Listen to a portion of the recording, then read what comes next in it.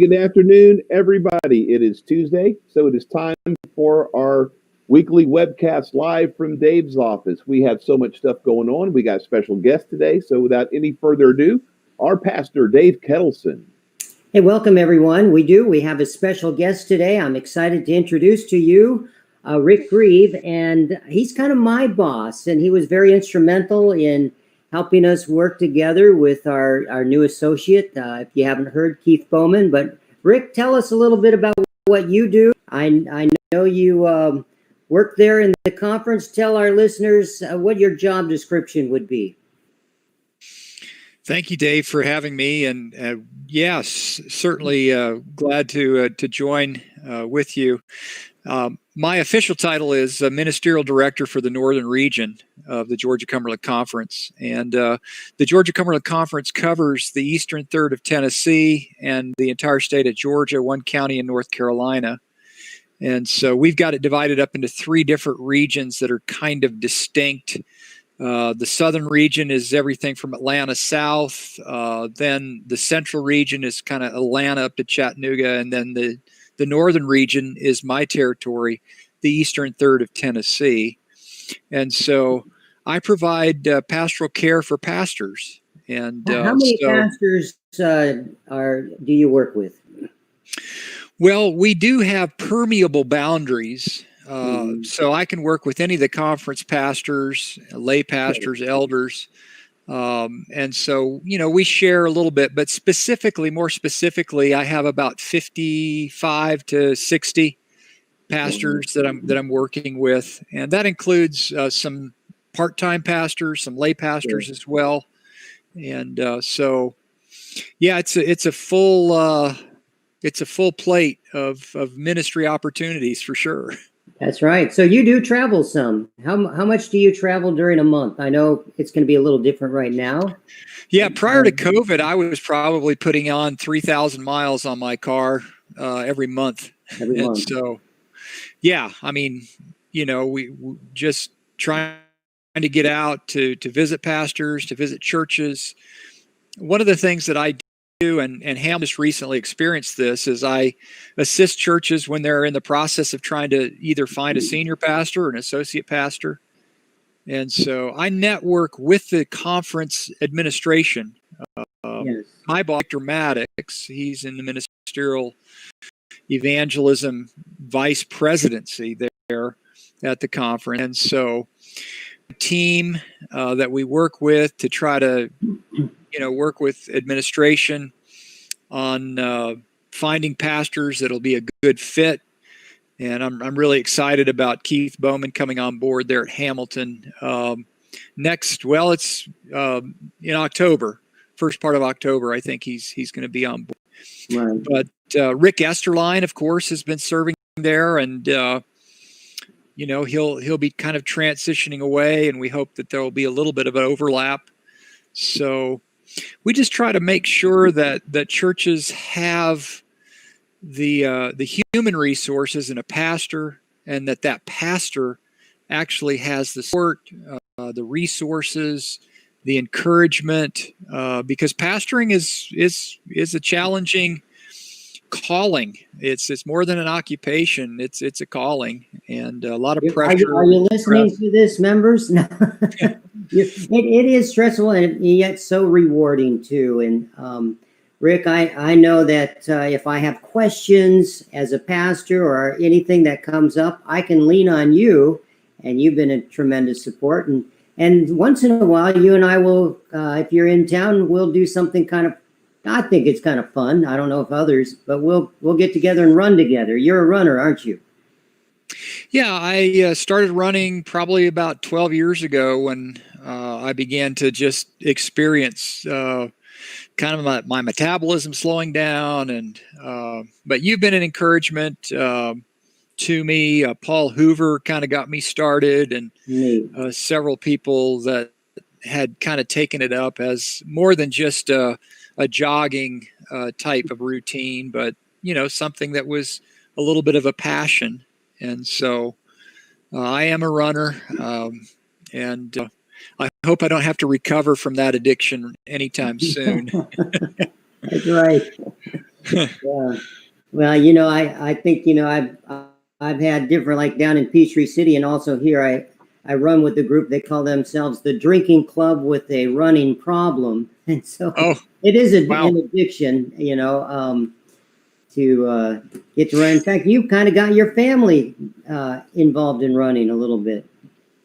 Well, Dave, I believe that whenever you're doing something positive and healthy, whether people follow that example or not, they can at least be encouraged to walk or, to do whatever they can do. And so, yeah, my wife enjoys walking. We do a lot of hiking together, actually, in the Great Smoky Mountains National Park and in other places. And specifically with COVID, I heard this the other day. People are going to come out of COVID one of three ways. They're going to come out a chunk, they're going to come out a hunk, or they're going to come out drunk.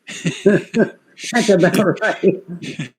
and so you choose. I mean, it's there's three. There wasn't a fourth option. Yeah. But physically speaking, I mean, there's a lot of stress around this time. People with their job loss or being furloughed, and so it can lead to some unhealthy habits. Fortunately, the outdoors has remained open, and so I like to encourage pastors to take advantage of their days off and make sure they get their vacation time in, because that kind of helps them keep a balance to their stress. And so my personal mission statement is for the pastors to be holistic in their approach to ministry. And obviously we want them to have a genuine walk with the Lord. They're praying daily and spending time with His Word, and but then other than that, they've got family relationships that are important to them, and we want them to prioritize those relationships so that they're healthy, so that then they can really minister in the best positive way to their congregations and to the flocks, the people that are kind of under their leadership.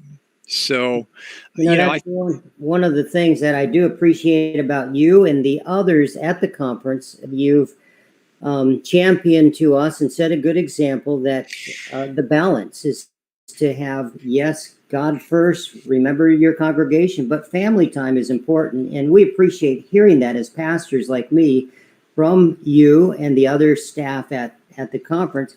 Be sure and not neglect your family. And that means a lot to pastors like me. Hey, tell our listeners some of the things that are going on in the conference right now, maybe evangelistically, even during this time of COVID.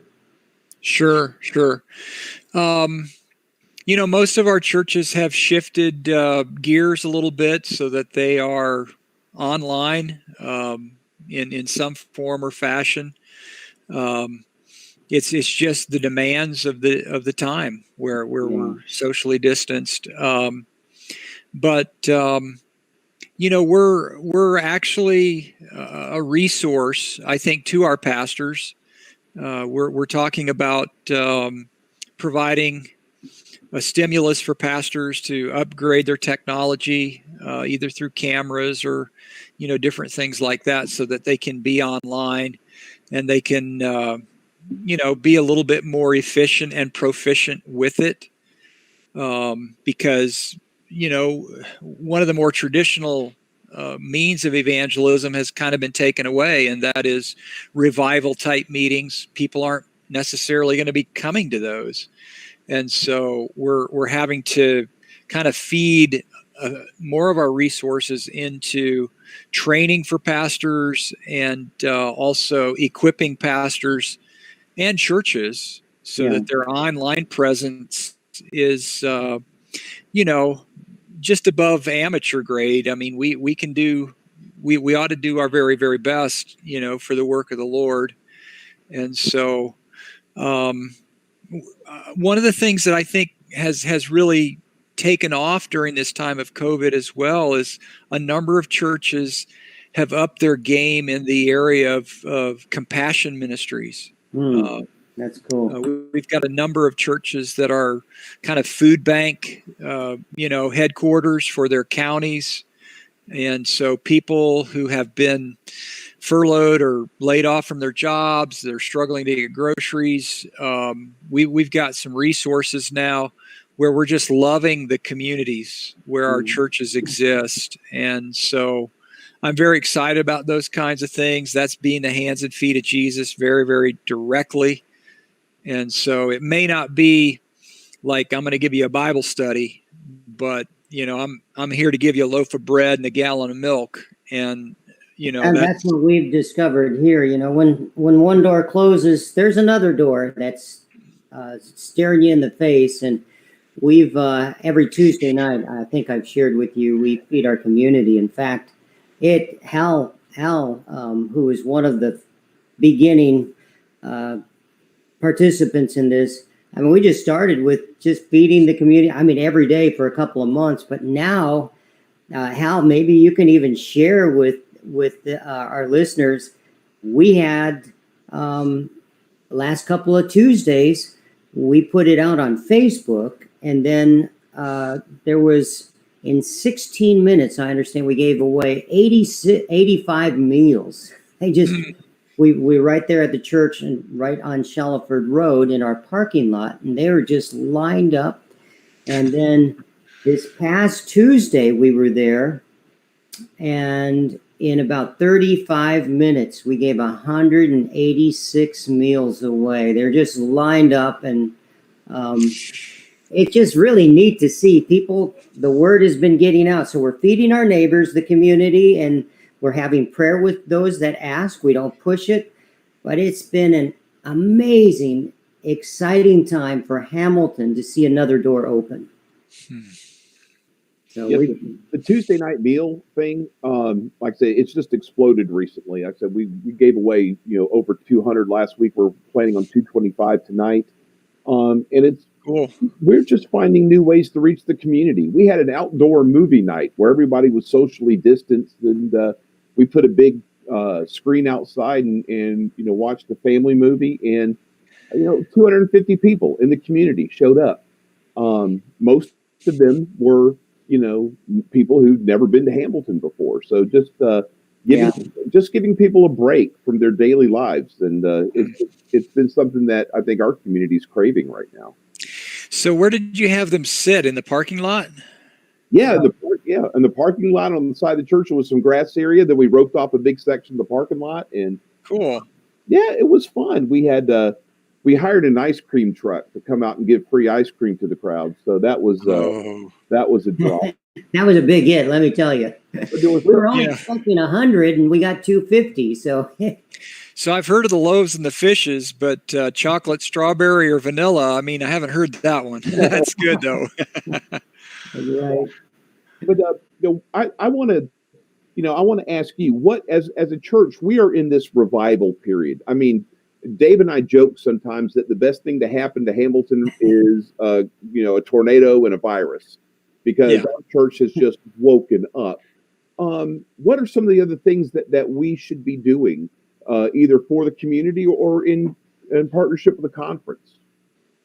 Hal, that's a great question. I think one of the things that often is overlooked is a reporting of what's going on to our conference communication department. And I have a Northern Region Facebook page that maybe has 600-700 people that are on it.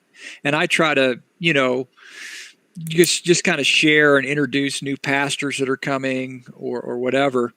But I would say if Hamilton is doing some really, really neat things, those stories can inspire others and can spark some ideas. And so Tammy Watson, our communications director, is always asking, hey, if you've got some stories or ideas about things that you're doing, please share those. And so,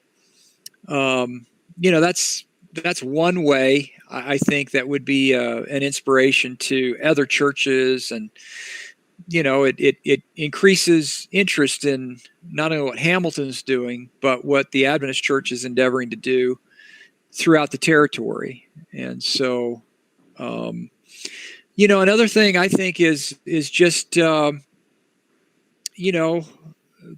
continuing to serve the Lord in creative and innovative ways. This is a time, it's an unusual time, and an unusual time requires us, I think, to think outside the box in the way we're trying to reach people. And so if you guys are doing small groups or life groups, different things like that, share about those things and encourage others to get involved in those things. I think that's really the key right now, is trying to stay connected relationally, because I think that's the biggest challenge with COVID right now, is it's isolated people.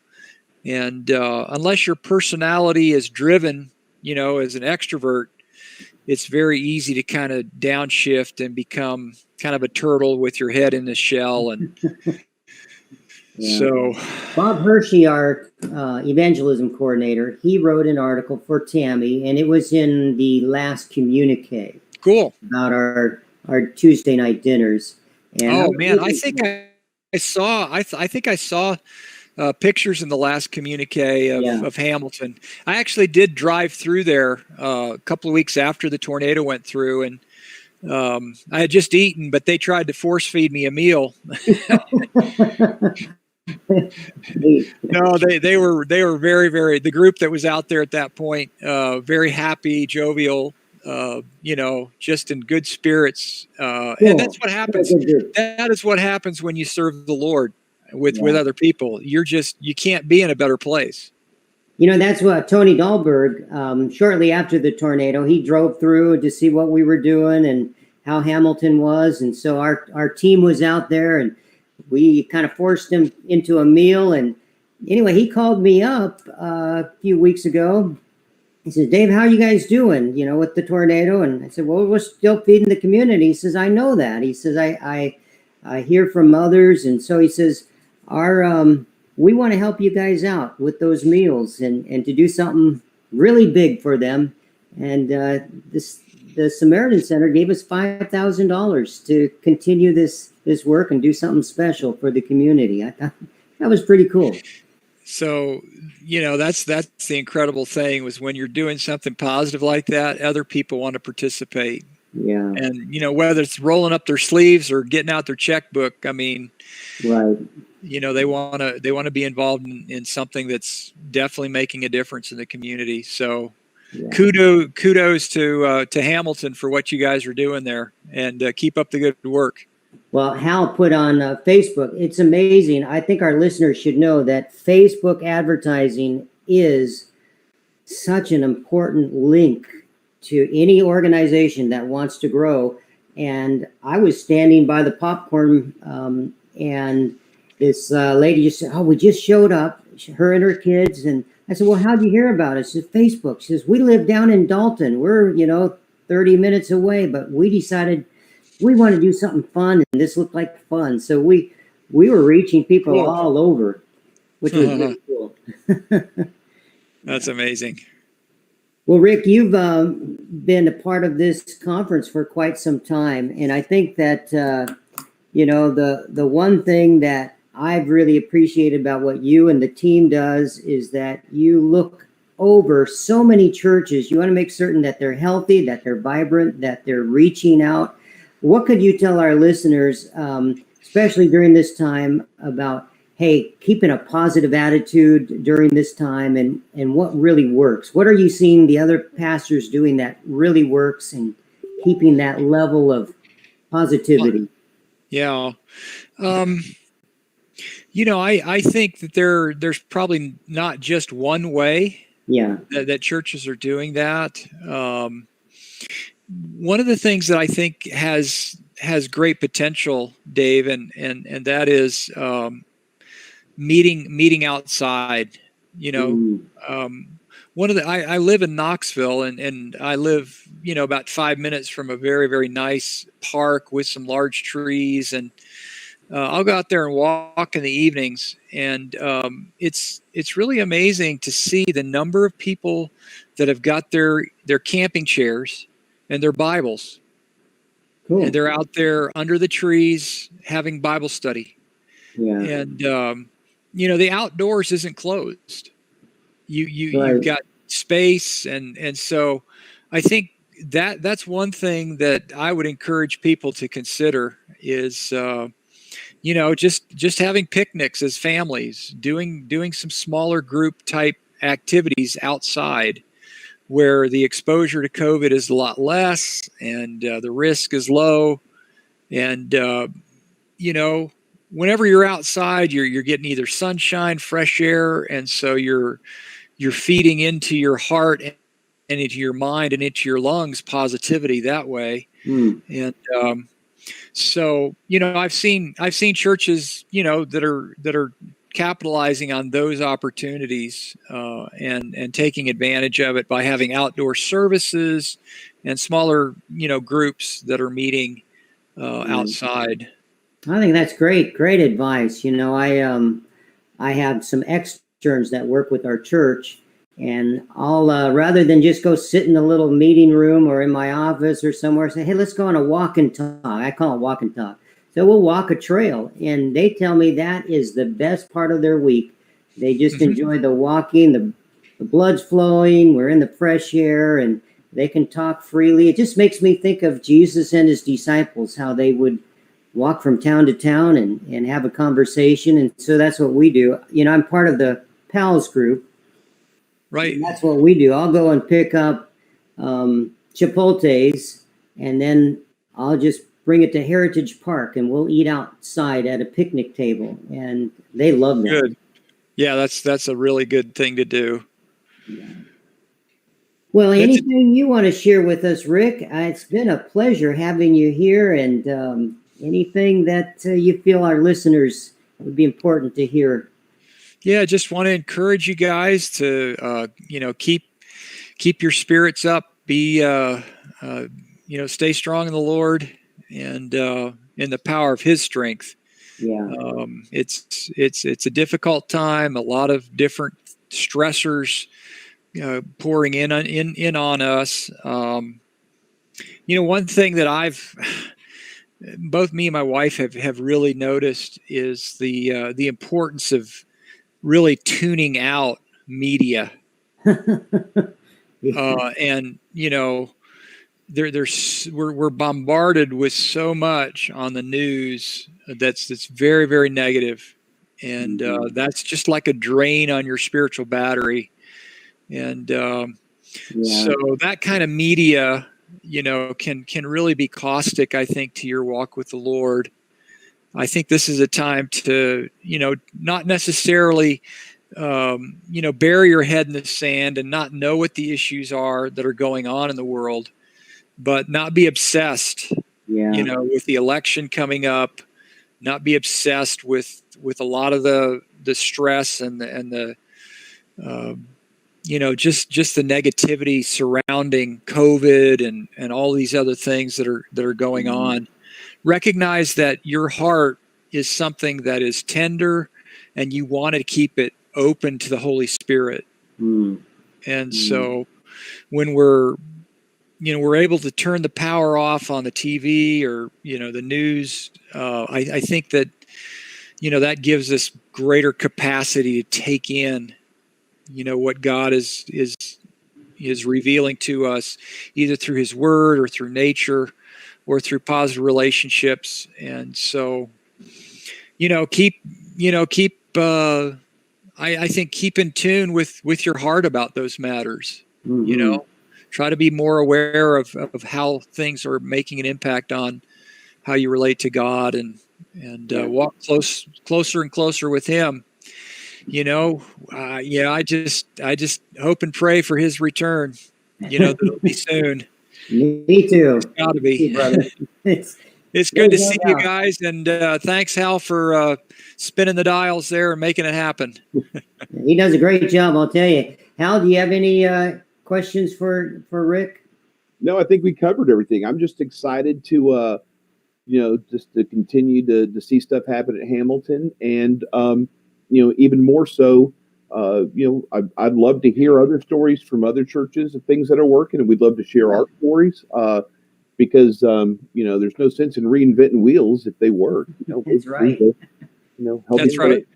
Run with it. Well, we want to tell our listeners, remind you that we have these podcasts every Tuesday, and we keep you updated too with what's going on in our church. We have a 10 o'clock service where face masks are required. So if you come at the 10 o'clock service, it's just a 45-minute service, and so you'll want to bring your mask. If you don't have one, we'll provide one for you. And then we have an 11 o'clock service where we encourage masks. You don't have to wear one, but we encourage it. We take your temperature at the door, both services. We have hand sanitizers. There's social distancing every other row.